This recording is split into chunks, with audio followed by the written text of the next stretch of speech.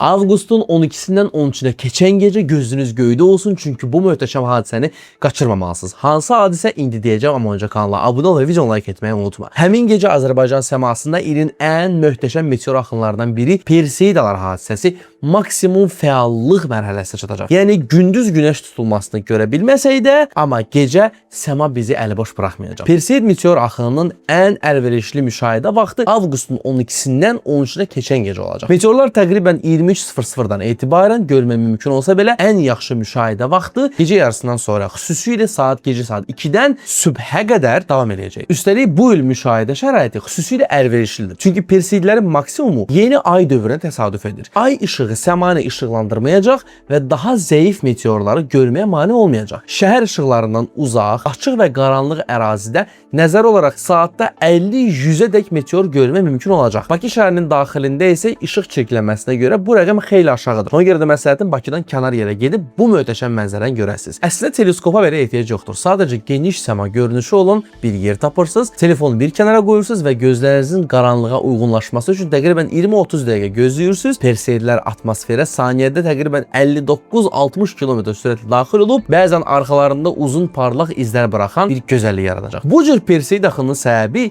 Swift-Tuttle kometinin kosmosda qoyduğu toz və daş qırıntılarıdır. Yer hər il həmin qalıqların içindən keçəndə bu hissəciklər atmosferdə yanır və bizim ulduz axması adlandırdığımız görüntü yaradır. Ona görə də bu videonu, bu gözəl mənzərəni birlikdə baxmaq istədiyin dostuna, yaxınına və ya da sevgilinə göndər ki, o da bilsin ki,